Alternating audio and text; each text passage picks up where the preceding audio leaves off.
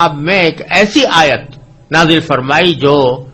اپنی عظمت کے اعتبار سے، فصاحت و بلاغت کے اعتبار سے، جامعیت کے اعتبار سے، تاثیر کے اعتبار سے قرآن کی بڑی عظیم آیت ہے، اور اس کو آیت الکرسی کہا جاتا ہے۔ اور اس میں یہ بات بھی صراحت کے ساتھ کہہ دی گئی ہے کہ اللہ تعالیٰ کی بارگاہ میں کسی کی سفارش نہیں چلتی سوائے اس کے کہ اللہ تعالیٰ خود ہی کسی کو اجازت دے دے یا حکم دے کہ تم سفارش کرو، تو بے شک پھر اس کی سفارش اللہ تعالیٰ قبول فرما لیتے ہیں۔ لیکن جو اللہ تعالیٰ کی مرضی کے بغیر خود اپنی خواہش اور اپنی مرضی کے مطابق کوئی آدمی جا کر سفارش کرنے لگے تو اللہ تعالیٰ کے ہاں اس سفارش کا کوئی مقام نہیں، اور نہ اللہ تعالیٰ کے ہاں وہ چل سکتی ہے، نہ ایسا کوئی شخص سفارش کر سکتا ہے اللہ تعالیٰ کے اذن کے بغیر۔ تو اس بیان کے لیے اللہ تبارک و تعالیٰ نے آگے اللہ آیت الکرسی نازل فرمائی ہے، اور بعض احادیث کے اندر آیا ہے کہ یہ قرآن کریم کی عظیم ترین آیت ہے۔ اللہ تبارک و تعالیٰ نے قرآن عظیم سب سے زیادہ عظمت والی آیت یہ نازل فرمائی ہے۔ اور حضرت ابو ہریرہ رضی اللہ تعالیٰ عنہ کی ایک روایت میں رسول کریم صلی اللہ علیہ وسلم کا یہ ارشاد منقول ہے کہ سورہ بقرہ میں ایک آیت ہے جو سیدۃ آیات القرآن ہے، یعنی قرآن کریم کی آیات کی سردار ہے، اور اس میں یہ بھی مذکور ہے کہ جس گھر میں وہ پڑھی جائے شیطان اس سے نکل جاتا ہے۔ اور سنن نسائی کی ایک روایت میں ہے کہ رسول اللہ صلی اللہ علیہ وسلم نے ارشاد فرمایا کہ جو شخص ہر نماز فرض کے بعد آیت الکرسی پڑھا کرے تو اس کو جنت میں داخل ہونے کے لیے موت کے سوا کوئی چیز مانع نہیں ہوگی، یعنی موت کے بعد فوراً وہ جنت کے آثار اور راحت و آرام کا مشاہدہ کرنے لگے گا۔ تو اس آیت کریمہ میں پہلے اللہ تبارک و تعالیٰ نے فرمایا کہ اللہ لا الہ الا ہو، اللہ وہ ہے جس کے سوا کوئی معبود نہیں۔ یہ ہے توحید کا وہ کلمہ جو عقیدہ توحید کی بنیاد ہے کہ اللہ تعالیٰ کے سوا کوئی معبود نہیں، کوئی عبادت کے لائق نہیں۔ پھر کچھ صفتیں اللہ تعالیٰ نے اپنی ذکر فرمائی ہے۔ تو پہلی صفت ذکر فرمائی کہ الحی، وہ زندہ ہے، اور مراد یہ کہ سدا زندہ ہے، یعنی اور جتنی لوگوں کو، انسانوں کو، جانوروں کو، جنات کو، ملائکہ کو، جس کو بھی کوئی زندگی حاصل ہے وہ زندگی ہمیشہ کے لیے نہیں ہے، ایک نہ ایک وقت اس کو موت آنی ہے، اور کوئی مخلوق ایسی نہیں ہے جس کو کسی نہ کسی وقت موت نہ آنی ہو۔ لیکن اللہ تبارک و تعالیٰ کی ذات ایسی ہے جو ازل سے ہمیشہ سے زندہ ہے اور ہمیشہ زندہ رہے گی۔ تو حی کی صفت یعنی زندگی کی صفت سب سے زیادہ واضح اور صحیح معنی میں زندگی کا مظہر وہ اللہ تبارک و تعالیٰ کی ذات اقدس ہے، اور اس کے سوا کوئی بھی حقیقت میں سدا زندہ کہلانے کے لائق نہیں۔ دوسری صفت جو ذکر فرمائی وہ القیوم۔ القیوم کا ترجمہ ہم نے کیا کہ جو کائنات کو سنبھالے ہوئے ہے، اور اصل میں یہ لفظ جو ہے یہ نکلا ہے قیام سے، اور قائم کہتے ہیں کھڑے ہونے والے کو، اور قیوم اور قیام اسی کے مبالغے کا صیغہ ہے،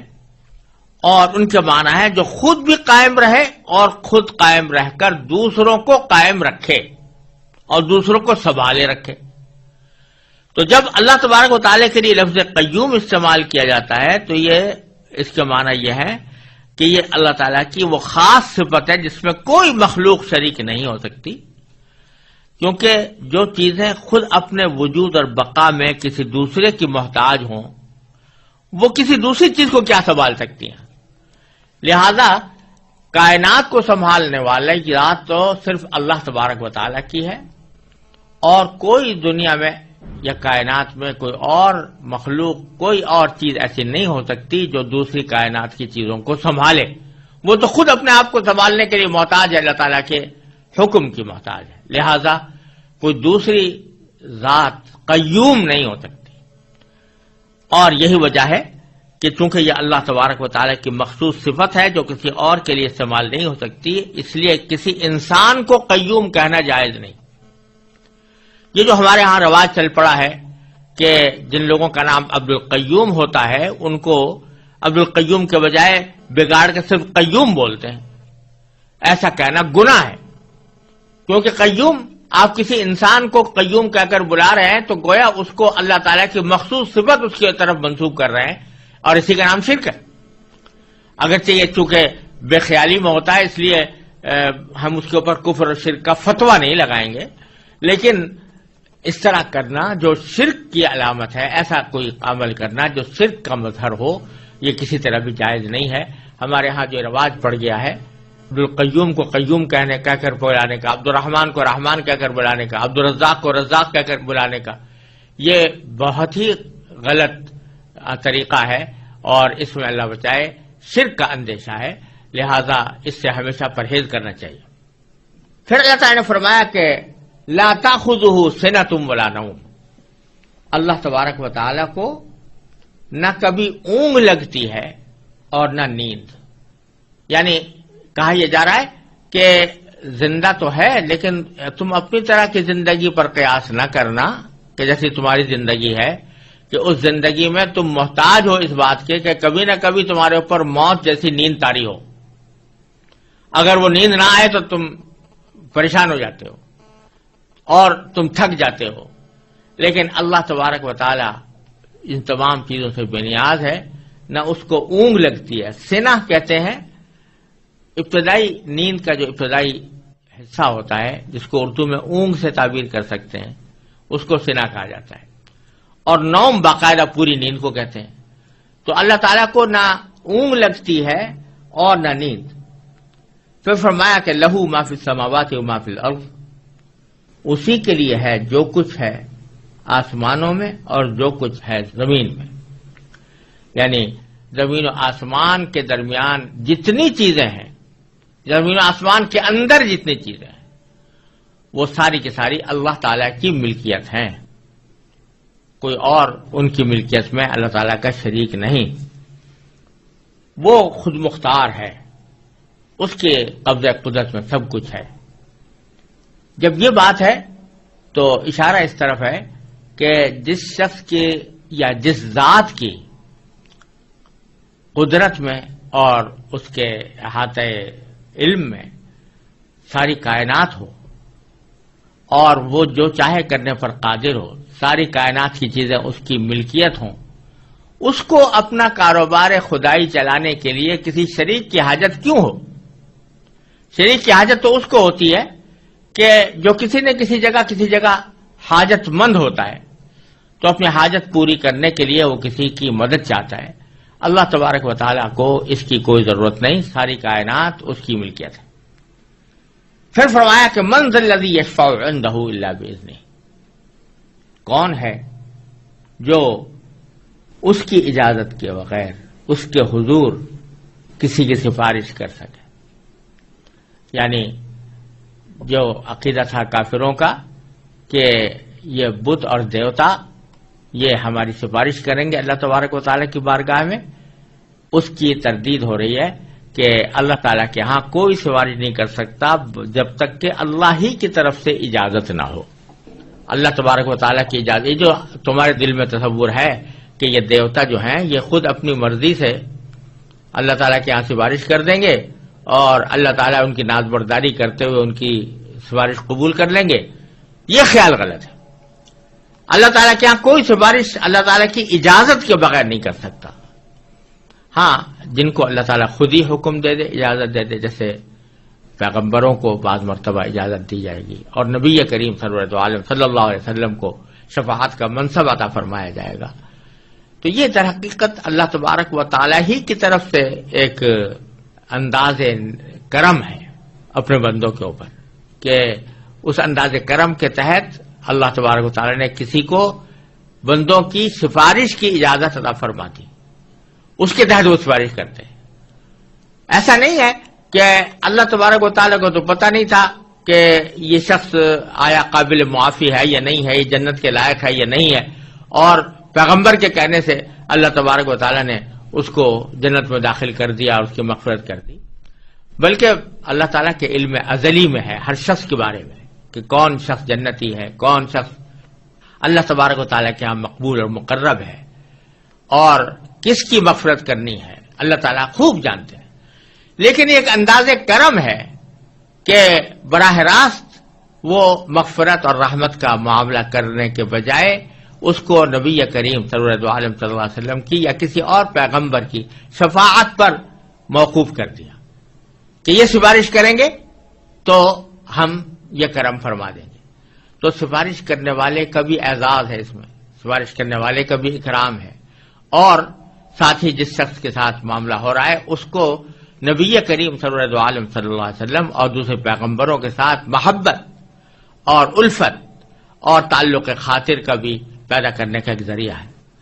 لیکن یہ وہ شفاعت نہیں ہے جو دیوتاؤں کی سفارش کا عقیدہ جاہلیت کے اندر تھا کہ یہ لوگ اللہ کی مرضی کے برعلرغم بھی سفارش کر دیں گے اور وہ سفارش اللہ کے ہاں مقبول ہوگی۔ تو فرماتے ہیں کہ کون ہے جو اللہ تعالیٰ کے ہاں حضور سفارش کر سکے مگر اس کی اجازت سے۔ یعلم ما بین ایدیہم وما خلفہم، اللہ تعالیٰ جانتا ہے بندوں کے تمام آگے پیچھے کے حالات، بندوں کے تمام آگے پیچھے کے حالات جانتا ہے۔ یہ بات اس سیاق میں اسی معنی میں بظاہر کہی جا رہی ہے کہ سفارش عموماً اس موقع پر ہوتی ہے دنیا میں کہ مثلا ایک صاحب اقتدار ہے، اس کو کسی کے حالات کا علم نہیں ہے، پتہ نہیں ہے کہ یہ آدمی نیک ہے یا اچھا ہے یا اس کی مدد کرنی چاہیے یا اس کو کوئی اچھا منصب دینا چاہیے، کوئی عہدہ دینا چاہیے، اس کو تو پتہ نہیں ہے۔ اب اس کا کوئی مقرب شخص آ کر اس کے پاس کہتا ہے کہ میں فلاں بندے کی سفارش کرتا ہوں کیونکہ یہ میری نظر میں اچھا آدمی ہے اور اس میں عہدے کی صلاحیت رکھتا ہے، تو وہ اس کے کہنے کی بنیاد پر جانتا ہے، علم اس کو اس سے حاصل ہوتا ہے، خود اس کا علم کچھ نہیں ہوتا۔ لیکن تو سفارش کی ضرورت ایسے موقع پر پیش آتی ہے، اس کو تو دھیان تھا نہیں اصل آدمی کو، لیکن کسی نے سفارش کے ذریعے اس کو متوجہ کر دیا، سفارش کے ذریعے اس کو علم دے دیا کہ یہ آدمی مستحق ہے۔ لیکن اللہ جل جلالہ کیونکہ یعلم ما بین ایدیہم وما خلفہم، انسانوں کے تمام آگے پیچھے کے حالات کو خوب جانتا ہے، اس واسطے اس کو کسی کی سفارش کی حاجت ہی نہیں ہے کہ اس کو فیصلہ کرنے کے لیے کسی آدمی کی سفارش کی ضرورت ہو کہ وہ بتائے کہ فلاں آدمی مستحق ہے فلاں غیر مستحق ہے۔ تو ایک طرف تو اللہ تبارک و تعالیٰ کا علم یہ ہے کہ ما بین ایدیہم وما خلفہم، اللہ تعالیٰ ان کے آگے پیچھے کے حالات کو خوب جانتا ہے۔ ولا یحیطون بشیء من علمہ الا بما شاء، اور لوگ اس کے علم کی کوئی بات اپنے علم کے دائرے میں نہیں لا سکتے سوائے اس بات کے جسے وہ خود چاہے۔ یعنی ایک طرف اللہ تعالیٰ تو تمام مخلوقات کی ہر بات سے واقف ہے، لیکن کوئی مخلوق یا کوئی انسان یا جن اس بات کا دعویٰ نہیں کر سکتے کہ وہ اللہ تبارک و تعالیٰ کا جو علم ہے اس سے واقف ہیں، بلکہ اللہ تعالیٰ کے علم کا کوئی احاطہ نہیں کر سکتا۔ ہاں البتہ جتنا علم اللہ تعالیٰ کسی کو دینا چاہتا ہے اتنا وہ عطا فرما دیتا ہے۔ تو اس سے ایک طرف اس بات کی نفی ہوئی کہ کوئی بھی مخلوق عبادت کے لائق نہیں ہے، ایک تو اس بات کی نفی ہوئی، دوسرے اس بات کی نفی ہوئی کہ بعض لوگ انسانوں کی طرف ایسے علم کی نسبت کر دیتے ہیں جو اللہ تعالیٰ کی خاص صفت ہے، علم غیب اللہ تعالیٰ کی خاص صفت ہے، اس کو انسانوں کی طرف منسوب کر دیتے ہیں۔ تو اللہ تعالیٰ فرماتے ہیں کہ یہ علم غیب کسی کو نہیں ہو سکتا، کوئی مخلوق اللہ تعالیٰ کے علم کا احاطہ نہیں کر سکتی الا بما شاء، ہاں جتنا اللہ تعالیٰ دینا چاہتا ہے وہ دے دیتا ہے۔ تو اپنے انبیاء کرام کو غیب کی باتوں میں سے جتنی باتیں اللہ تبارک و تعالیٰ دینا چاہتے ہیں وہ اپنے انبیاء کرام کو عطا فرما دیتے ہیں۔ ذالک من انباء الغیب نوحیہ الیک، فرمایا قرآن کریم میں کہ غیب کی خبریں ہیں جو ہم آپ کو وحی کے ذریعے بتا رہے ہیں۔ تو اللہ تبارک و تعالیٰ یہ غیب کی خبریں اپنے انبیاء کو عطا فرماتے ہیں جتنی چاہتے ہیں، اور حضور نبی کریم صلی اللہ علیہ وسلم کو ایسی بے شمار خبریں اللہ تعالیٰ نے عطا فرمائی اور اللہ تعالیٰ نے اپنے فضل و کرم سے اتنا علم چاہا وہ نبی کریم صلی اللہ علیہ وسلم کو عطا فرمایا، لیکن یہ بات واضح ہے کہ وہ اللہ تعالیٰ کے علم کے مقابلے میں کسی بھی مخلوق کا علم کوئی نسبت نہیں رکھتا۔ اور دوسرا یہ کہ اللہ تعالیٰ ہی جس کو چاہتا ہے جتنا چاہتا ہے علم عطا فرماتا ہے، کوئی شخص یا کوئی ذات یا کوئی مخلوق اپنے طور پر کوئی علم حاصل نہیں کر سکتی۔ پھر فرمایا وسع کرسیہ السماوات والارض، اللہ تعالیٰ کی کرسی آسمانوں اور زمین کی وسعت رکھتی ہے، یعنی سارے آسمان اور سارے زمین کو اس نے گھیرا ہوا ہے۔ یہ کرسی کیا چیز ہے، اس کی حقیقت تو اللہ تبارک و تعالی ہی بہتر جانتے ہیں۔ یہاں تو اتنی بات فرمائی ہے کہ سارے آسمان اور زمین کو اس نے گھیرا ہوا ہے، اور چونکہ اللہ تبارک و تعالی اٹھنے بیٹھنے کی جو صفات ہوتی ہیں مخلوق کی، اس سے بے نیاز ہیں، اور نہ کسی جگہ کے محتاج ہیں، نہ کسی بیٹھنے کے آلے کے محتاج ہیں۔ لہذا اس کرسی کے وہ معنی تو ہو نہیں سکتے جو دنیا کے اندر معنی ہوتے ہیں کہ آدمی اس کے اوپر بیٹھتا ہے۔ تو اس کا حقیقی کیفیت کیا ہے اس کرسی کی، اور اس کی کنہ کیا ہے، اس کا ادراک در حقیقت انسانی عقل سے بالا تر ہے، اس لیے ہم اس کے بارے میں کوئی تفصیل نہ جان سکتے ہیں نہ بیان کرتے ہیں۔ البتہ مستند روایات حدیث سے اتنا معلوم ہوتا ہے کہ عرش اور کرسی دونوں بہت عظیم الشان جسم ہے، جو تمام آسمان اور زمین سے بدرجہ بڑے ہیں۔ اب ان کی کیفیت کیا ہے اور کیا ان کی شکل اور حیات کیا ہے، یہ جاننے کا ہمارے پاس کوئی راستہ نہیں۔ بعض حضرات نے یہاں کرسی سے مراد باری تعالیٰ کا اقتدار بھی لیا ہے، اور مراد یہ ہے کہ اس کا اقتدار تمام آسمان اور زمین کو محیط ہے، اس کو اپنی وسعت میں لیے ہوئے ہے۔ تو یہ معنی بھی کچھ بعید نہیں ہے، لیکن روایات سے معلوم ہوتا ہے کہ کرسی بتاتے خود ایک جسم ہے، جس طرح عرش ایک جسم ہے اسی طرح کرسی بھی ایک جسم ہے، اور اس کی کیفیت اللہ تعالیٰ ہی بہتر جانتے ہیں۔ وَلَا يَئُودُهُ حِفْظُهُمَا، اور فرمایا کہ ان دونوں کی نگہبانی سے اسے ذرا بھی بوجھ نہیں ہوتا۔ لا یعودہ، عاد یعود عودن کے معنی ہے کسی کو بوجھل بنا دینا۔ تو حفظہما یعنی ان دونوں چیزوں کی نگہبانی، آسمان اور زمین کی نگہبانی، وہ اللہ تعالیٰ کو ذرہ برابر بھی بوجھل نہیں بناتی، یعنی اس کی حفاظت اور نگرانی سے اللہ تعالیٰ کو کوئی تھکاوٹ نہیں ہوتی، کوئی تعب نہیں ہوتا۔ وَهُوَ الْعَلِيُّ الْعَظِيمُ، اور وہی ذات، اللہ تعالیٰ کی ذات بڑی عالی مقام ہے۔ علی کے معنی عالی مقام، اور عظیم کے معنی صاحب عظمت۔ تو اللہ تعالیٰ